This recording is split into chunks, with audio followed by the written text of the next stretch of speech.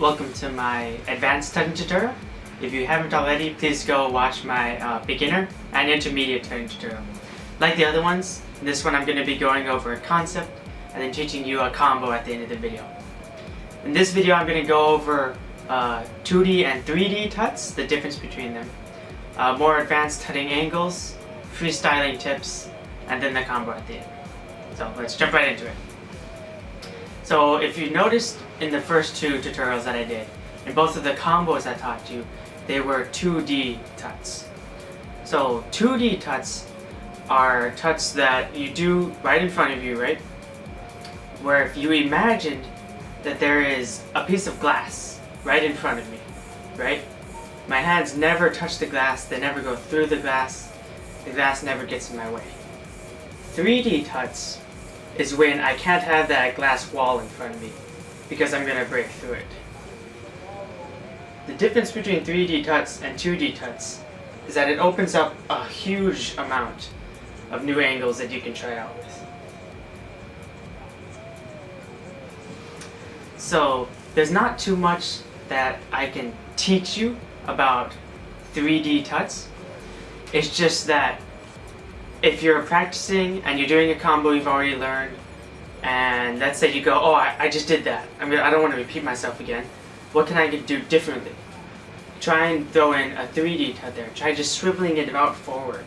Because you notice doing the same thing looks completely different from the front or to the side. And that's the advantages that 2D and 3D tuts will give you. 3D tuts tend to be a little bit more complex and sometimes harder to pull off. So it's good to get yourself familiar with it earlier on. That way you don't feel uncomfortable, or if you're in the middle of a battle or performance and you suddenly do a 3D tut, you'll know how, because you've had the experience, to get out of an awkward angle. Now that you know the difference between 2D tutting and 3D tutting, we're going to learn about short tuts and long tuts. So again, the terminology in most of these videos are not completely universal. You may hear them called, I don't know, something completely different in others, like places in the world. This is just how I'm going to call them in my video. So short tuts primarily use the first few joints of your hand. Long tuts will use all three joints, including the shoulder.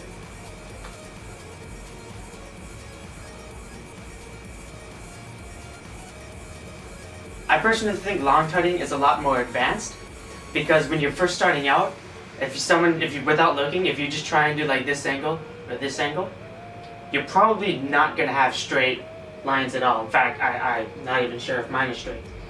These almost require a mirror and a lot of repetition and practice in order to get these angles correct. It's really easy to have these angles be very sloppy without even noticing. So because this is my advanced part of the tutorials, and you should have been practicing a whole lot in between them, and like I've mentioned a lot in the other ones, these aren't just videos that you're going to watch and then know how to tut. This advanced tutorial is for people who've already been tutting and just want to learn some new things. So if you're having trouble with some of the long tuts, a lot of things you can do that people don't realize is you can use your entire body. What I mean by that is, if you're having trouble, say, with this angle, and let's say your arm's a little bit off and you can't get this straight, or it's a little bit too painful, you can lean forward. Just rotate a little bit. When you bring your shoulder forward like this, it'll make the angle look much nicer. Eventually you'll be able to do this angle without having to lean forward. But if you're having trouble with it, leaning forward will make it a lot easier. This is true for a lot of the long tut angles. Same could be said if you're doing angles from the side and you can't hit a certain angle. You can lean to make them straighter. Another reason why I consider long tuts to be a bit more advanced than short tuts is because if the song you're doing, like you're dancing to, is a lot faster than normal, or it's like dubstep or something, doing these quick ones, short tuts, is a lot simpler than doing full-length long tuts. And most of the time, if you're trying to long tut really fast or a song, it's going to be very sloppy, and your angles aren't going to look nice. And in tutting, that's all that matters. So the importance of practicing your long tuts is so that you can incorporate them into your moves without relying solely on short tuts and only on long tuts. You want to be able to have a nice little combination of the two. And if you watch any of my videos on my channel, you'll notice I do almost no long tuts because I don't know if I consider myself like a master tutter or anything yet.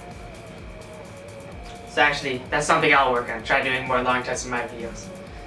But the point is, with long tuts and 3D tuts, these are going to expand all of the angles and stuff that you can do and just really like give you so much more creativity that you probably never even thought of before. Okay, and now I want to give you guys some tips on freestyling. Because at this point, if you're an advanced tutter, that's all you should be doing. You should have already learned most of the combos and gotten the angles down, and stretching shouldn't be a problem for you. I personally learned how to freestyle tut by watching Jay Funk's freestyling tutting tutorials. So I'm going to try and break his 4 videos down into just a few minutes that I right now. So basically what he taught is that there are 2 kinds of practicing you can do to learn how to freestyle. One of them is a creativity session. That's when you go stand in front of a mirror and you're going to turn on some music and you're just gonna tut. And every tut you're gonna go slowly. You don't have to have any musicality, and you're gonna try and come up with a new angle you've never done before. And the goal of this is just to come up with something that you've never seen done before, and that you've never done before.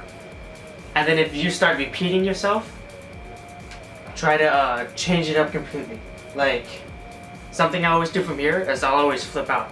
So instead I could push up this way. Well, that didn't work. But see, that's the point of creativity sessions. These are gonna really expand your move sets, and then if you ever are dance battling or something and you find yourself in an angle that you've done a lot or you repeated, you'll be able to easily switch it out and show your opponents you're not just, only got a few moves. The second type of freestyling practice that they do, that Jay Funk taught, is a movement session is what he called it. So this was when you turned on some music and you stood in front of a mirror, and it would be helpful to have a camera set up or your phone or something to videotape. And this time, you're not going to be worried about making new angles and stuff. This time you're just going to try and keep tutting no matter what. And you're going to try and hit all the beats and you're just going to keep tutting no matter what. Even if you're doing the same combo over and over again. Even if you're doing the same thing and you just start repeating yourself and you get stuck in a loop, you want to just be able to keep tutting over and over. While you're doing those movement sessions and you just keep repeating some combos over and over again, or you're just tutting no matter what, the goal is to blank out. You want to be able to just start tutting without even thinking about what you're doing or what angle you're coming next to. Eventually, once you've done both forms of freestyling enough, those two will combine themselves. You'll be able to blank out and not even think about it, and you'll have come up with a new angle you've never seen before or done. And so it's that process when the creativity sessions and the movement sessions combine where you're freestyling. And then once you're able to do that, you can go out and just freestyle tut. You should be able to turn on any song and just do an entire 4-minute song just tutting without repeating yourself and with good musicality. And that's the goal of freestyle. Okay, now for the combo. I think it's going to be a 12 count combo, and it's going to incorporate 3D tuts and some harder angles. So this is what it's going to look like. 1, 2, 3, 4, 5, 6, 7, 8, 9, 10, 11, 12. I'm going to show it to you one more time because it's a little bit longer than the ones I taught last time. 1, 2, 3, 4, 5, 6, 7, 8, 9, 10, 11, 12. Okay, so let's jump into it. Starting in the prayer position. 1, you're going to slide out. Make this rectangle. 2, you're going to do a 3D tut and bring this hand forward. Your other hand should stay at your elbow. 3, both hands come down. If you want, you can use a crumble. It's up to you. 4, your outer hand that's in the 3D tut slides back into a 2D tutting position. So once again, prayer position. 1, 2, 3, 4. 5, you're going to rotate this hand up and hit this one. It's going to be a flat domino effect. Boom. So 4, 5.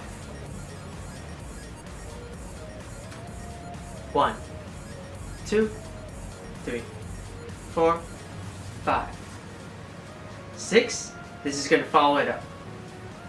So after it hits it up, it's going to follow back up this way. Boom. 7 is going to be a 2-step. So 1, 2, 3, 4, 5, 6, 7. You need to make this box. So what that motion is this hand is swiveling around, coming up to form this angle. While you complete the box by doing this angle, which is a more advanced angle, hence that's why it's in the advanced tutting tutorial. So after this hand has come up, you're going to rotate them both to make this box. And I forgot what number that is, so we're going to recount it from the beginning. 1, 2, 3, 4, 5, 6, 7, 8. You're going to have a hinge, and connecting these points, bring it out. The hinge is at your wrist. 8.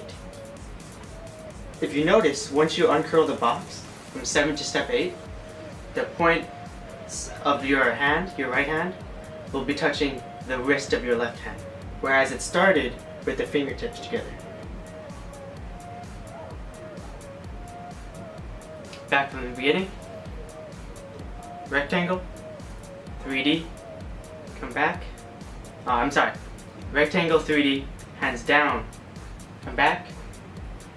Domino, flip up, box, hinge, and then this hand is going to come out to make a straight line, and you want this to be straight. Keep forgetting the count because it's not a 12, it's not an 8 count combo like the last ones. Oh yeah, back from the beginning. Prayer position, rectangle, 3D, flat, in, dominoes, come up, square, hinge, and I wasn't counting. Come up. Anyway, you're going to rotate this hand so it matches, so they're both flat against the wall, another 2D tut. And then they're going to slide together. And then you come back to the prayer position. Okay, this time we're going to count them out. 1, 2, 3, 4, 5, 6, 7, 8, 9, 10, 11, 12. We're going to do this 2 more times slowly and then 1 more fast.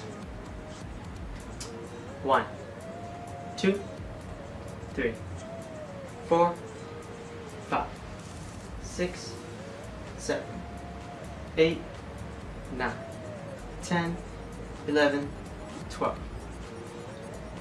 So 1, rectangle. 2, 3D. 3, hands come down. 4, come back. 5, dominoes. 6, flip up. 7, box. 8, hinge.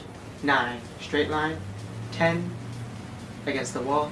11, come together. 12, prayer position. Okay, now let's speed it up a little bit. 1, 2, 3, 4, 5, 6, 7, 8, 9, 10, 11, 12. See, what I did there was I combined this step into one motion. This will make it smoother once you're going faster. But if you're keeping it slow, it's best to keep those separate. So I messed up a little bit. But like I've said with the other combos in my other videos, These are just tools that you can build off of. If you want to combine that into one step, or you want to leave out something altogether, go right ahead. This is just for you guys to learn. Okay, last time. 1, 2, 3, 4, 5, 6, 7, 8, 9, 10, 11, 12. Hope you enjoyed my advanced tutting tutorial.